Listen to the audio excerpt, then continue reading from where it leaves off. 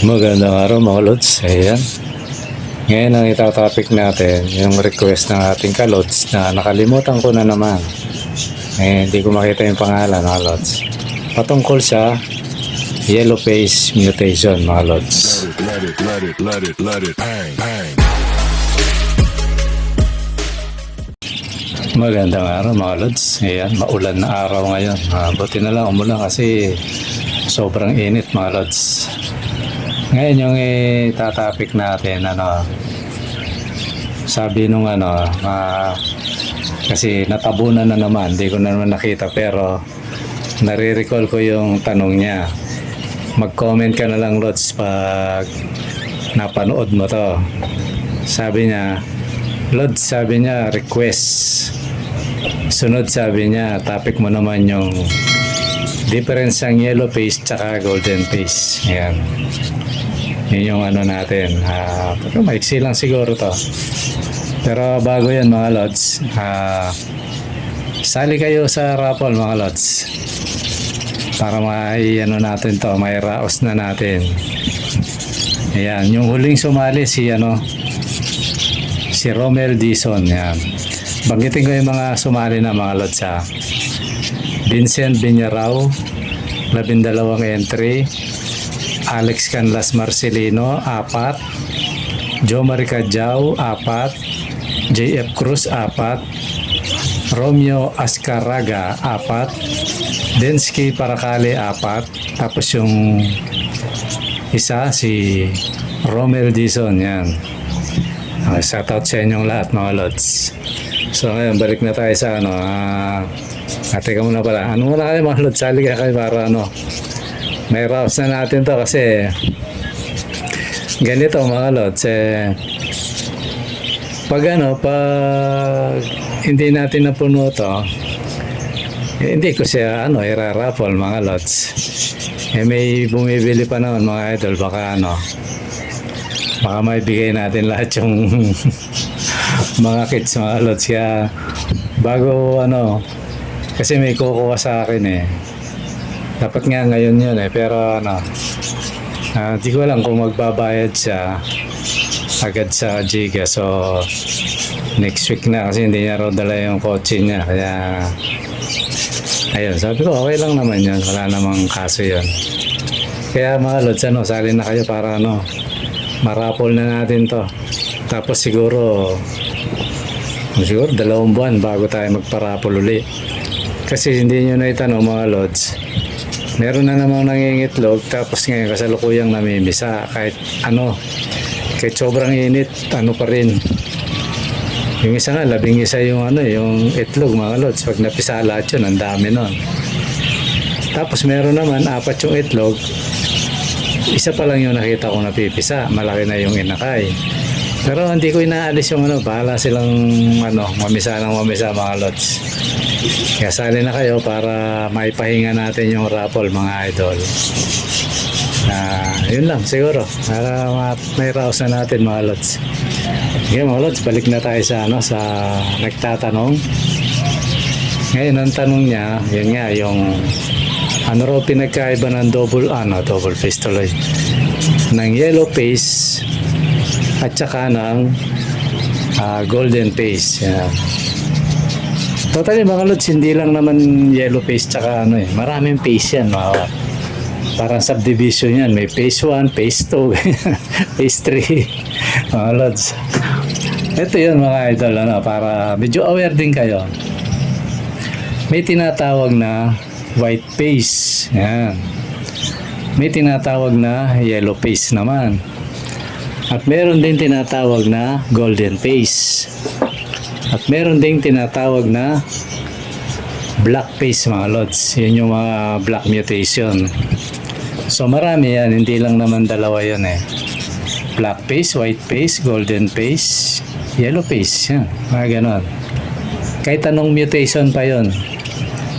Pwera lang doon sa pwera lang doon sa black face kasi isang mutation lang talaga yan. Black mutation yun. Pero iba-iba rin yung kulay nun mga lods. Mga rare kasi yan minsan black face pero may pagka green, may pagka blue yung katawan, marami yun. So ngayon dako tayo dito sa mga basic nating usapan. Yung white face naman, ano naman to, pwede siyang opaline, pwede siyang normal, pwedeng dominant, kahit anong mutation din siya. Basta ang naka doon, kahit anong mutation siya, kahit spangle yan, white face yan. Sabihin, puti yung mukha niya, mga lods. So, ganun lang yan. Tapos yung yellow face, ganun din. Kay spangle yan, kay dominant yan, kay opaline, kay normal. Yellow face, yan. So, ganun din sa, sa golden face. So, ngayon, ano yung, difference ng, ito yung topic natin talaga. Ano yung difference ng yellow face tsaka golden face? Simple lang naman yun, mga lods. Yung yung golden face, dark siya, may pagka-dark yung pagka-yellow niya, parang gold. Yung naman, yung yellow face, hindi masyadong dark. Minsan mapusyaw. Pero minsan naman, tinatawag siyang yellow face, pero matingkad yung pagkadilaw niya. Kaya lang, ang pagkakaiba lang nun, yung golden face, talagang parang as in dark siya, mga lods. Kaya tinawag siyang golden face kasi parang kung tititigan mo, parang medyo may halo na siyang konting orange, konting-konti lang. Kaya tinawag siyang golden face. Yan. Yung yellow face naman, karamihan sa yellow face, mapusyaw lang yung yung pagkadilaw. Pero meron ding yellow face na tama lang, as in dilaw lang siya. Yan, yung yellow face. Ganun lang yan, mga idol, yung Tapos, sakop ng misa ng golden face, yung lutino, na yellow lutino. Yan, minsan may golden face dyan. Kaya lang minsan hindi na pinagtutuunan ng pansin nyo kasi nga, lutino na nga siya, dilaw na. Hindi mo na ma-distinguish kung golden face ba yan o yellow face siya. Kaya ang tawag nilang lutino, yellow lutino na lang. Yan. Ganun lang yun kasi dilaw naman talaga. Tapos kung yung puti, albino, puti naman talaga, mga lods. Kaya hindi na sinasali minsan yun. Pero kung kukunin mo yung talaga niyan, yung ratio niyan, meron niya. Siyempre may mutation silang ganyan, mga idol. So ganun lang yun, mga idol. Kasimple yung pag-distinguish ng ng mga face-to-face na yan, mga lods. So, pasensya ka na, lods. Shout out sa'yo. Mag-comment ka na lang yung nag-request na ito.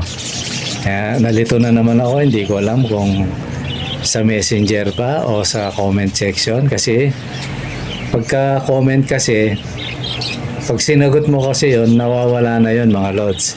Halimbawa, nasa comment section ka ng YT sa community, pag sinagot ko yun o kaya hinart ko yun, nawawala na yun.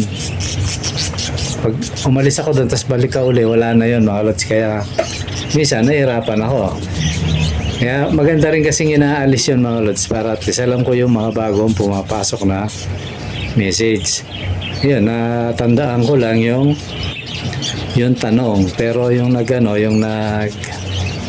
tawag nito, yung tao na lods na nagtanong, hindi ko na alam kung sino siya. Kasi minsan lalo na pag nasa labas ako, sasagot ako. Pero pagka ko yun, hindi ko na alam kung sino siya, mga lods. Pasensya na kayo kasi sa totoo lang, maraming nag-chat-chat sa akin sa messenger. Kaya pasensya na kayo kung minsan may tanong, pero at least natatandaan ko yung tanong, mga lods. Minsan nga nalalaktawan ko na kaya yung mga tanong nyo, mga lods, na sa tingin nyo hindi ko nasasagot, iulit nyo lang. Pag hindi nyo narinig, iulit nyo lang para masagot natin, mga lods. So yun lang siguro, mga lods, para lang kasi para at least yung mga tanong natin na sasagot. Kaya ako, pag naalala ko siyang ma-recall ko, pag na-recall ko siya, ayun, sasagutin ko yan. Yung pangalan ng tao, hindi ko na alam, mga lods. So yun lang mga lods at muli at sana sumali kayo sa sa entry natin at salamat sa mga sumasali. Kasi mga lods gustuin ko bang ibola to lugi yung natin, yung alaga natin kasi napakakunti pa nito, 7 person pa lang mga lods. Diba no? Pamamasahihan pa natin to. Baka mamaya malayo yung manalo mga lods. Baka mamaya malayo ano naman to, lugi yung mga parakits natin, wala silang patoka mga idol. May libre pa dito at saka yun nga, diba may libre, puti 2 pamasahe yun mga lods. Walang matitirang natin, kaya sali kayo mga lods. Kahit makakuha lang tayong pambili ng patoka, okay na yun mga idol. Kahit mga 8 araw na patoka, pwede na mga idol. Kaya 10 araw, okay na yun mga lods. Okay mga lods, siguro ito muna at muli ilalagay ko yung yung messenger at saka yung number para hindi na kayo mahirapan kasi iba pag nag-send ng Gcash dun sa mga luma kaya pero kinakount natin yan mga lods. Okay mga lods, at muli maraming salamat sa panonood. Bye bye.